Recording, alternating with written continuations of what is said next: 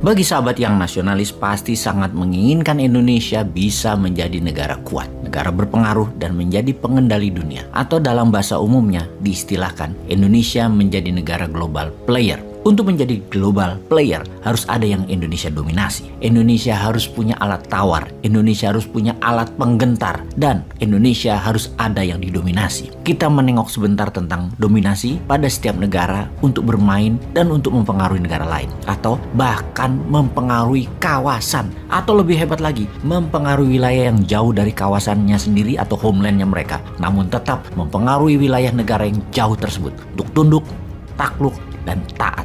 Dalam 7 kepemimpinan pemerintahan di Indonesia, Indonesia baru zaman Soekarno menjadi global player dengan Indonesia dinyatakan sebagai negara terkuat di selatan Katulistiwa. Namun sayang setelahnya Indonesia mengalami kemunduran perannya, walau terlihat ekonomi yang meningkat secara grafik. Dan sekarang jika ditotal penduduknya dikalikan pendapatan GDP per kapita Indonesia, Indonesia baru masuk negara 15 terkaya di dunia. Oleh karena itu Indonesia menjadi anggota G20. Namun itu lebih dikarenakan banyak penduduknya. GDP tumbuh karena asing masuk dan pertumbuhan asing di Indonesia tercatat sebagai pertumbuhan GDP. Tapi bukan langsung bermanfaat buat rakyat. Yang untung hanya taipan, oligar, dan pejabat yang dekat dengan asing yang sesungguhnya diuntungkan.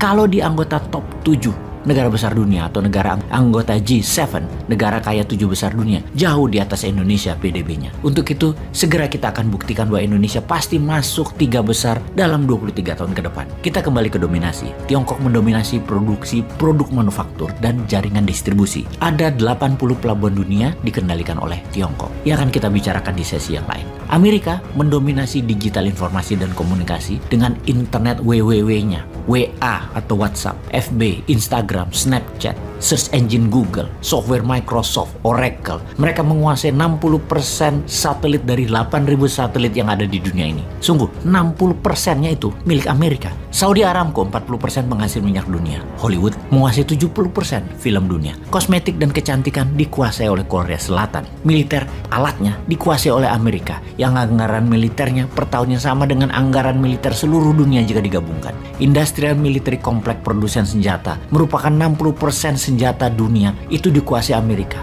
Yang kalau dinilai, nilainya adalah kira-kira 20% PDB-nya Amerika. Intinya setiap negara yang ingin diperhitungkan, ditakuti, bahkan negara tersebut harus ada yang didominasi. Ini penekanannya. Kita tambah sedikit informasinya. Dolar merupakan 90% alat transaksi di dunia. Dunia asuransi dan perbankan, 60% adalah negara Eropa Barat yang menguasainya. Mineral tanah jarang, 90% Tiongkok yang menguasainya. Wall Street menguasai 60% uang beredar dalam bisnis. Dan harusnya Indonesia bisa menjadi pengendali dunia karena 40% barang distribusi dunia melewati wilayah maritim Indonesia. Bahkan 85% barang produksi Tiongkok melewati wilayah Indonesia. Juga 80% barang dari dan ke Australia pasti melewati laut Indonesia. Nikel, kelapa sawit, batu bara, emas, dan puluhan tambang mineral, serta produk alam lainnya yang Indonesia miliki adalah top di setiap komoditas tersebut. Namun Indonesia belum menjadi price maker, masih price taker, belum mengendalikan distribusinya, belum bisa mengendalikan harganya. Untuk itu, serial video narasi kita akan terus membahas hal seperti ini, memberikan masukan akan road Indonesia to become global player. Indonesia emas di tahun 2045. Indonesia global player pasti. Video narasi kita akan terus menginformasikan berita tentang politik kawasan atau geopolitik banyak negara. Ada 200 negara di dunia ini yang GDP per kapitanya di atas $12.800. Yang disebut negara tersebut yang di atas 12.800 adalah negara makmur, negara kaya. Indonesia bahkan masih di bawah $5.000 per kapitanya. Masih dikatakan Indonesia itu negara berkembang, middle income country.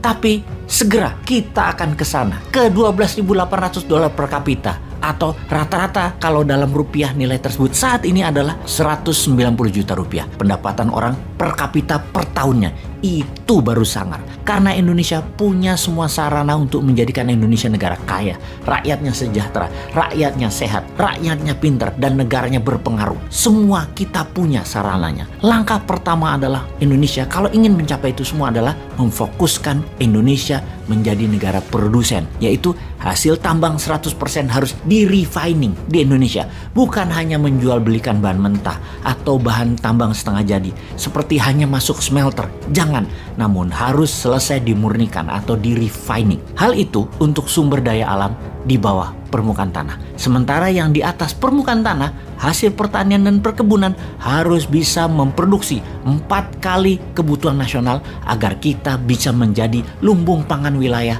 dan kawasan. Demikian juga perikanan, kapal nelayan, cold storage, sistem distribusi ikan segar, hingga pengalengan. Semua ini harus membuat Indonesia raja hasil laut dunia. Kalau kita detailkan, teknologinya 100% bisa dibuat di Indonesia. Kita ATP, jangan ATM. ATM adalah amati, tiru, modifikasi. Kelamaan, ATP aja. Apa itu? Amati, tiru, plak. Udah gitu aja. Lalu uangnya dari mana? Uangnya printing money. Sudah ribuan kali kita katakan, cetak uang berdasarkan produksi itu tidak akan inflasi, karena rumus inflasi adalah jumlah uang beredar lebih besar dari hasil barang yang diproduksi. Jadi kalau hasil barang sama atau lebih besar dari nilai uang beredar, tidak ada inflasi. Jepang buktinya sudah 40 tahun deflasi, padahal cetak uangnya berkali-kali dilakukan, namun produksinya memang besar. Komik manga aja itu nilainya 50 billion dolar, dan itu senimannya dimodali pakai printing money yennya Jepang. Tajir itu main komik aja. Indonesia ya udahlah, nggak usah dibandingkan. Tapi ini ide. Anda semua harus paham bahwa printing money itu hal yang biasa selama uang beredar sama dengan hasil barang yang diproduksi. Kita akan cerita panjang tentang strategi untuk menjadikan Indonesia negara global player, termasuk menjadi negara penakluk nomor 1 ala Gajah Mada. Bagaimana memainkannya? Kita ambil balik Timur yuk. Kita bikin makmur Indonesia bagian timur yuk. Kita mainkan 3 negara Pasifik yang bakal merdeka yuk. Masa kita kalah sama Tiongkok sih? Kita kan lebih tua 4 tahun dari Tiongkok. Indonesia tuh merdekanya tahun 45, Tiongkok tahun 49.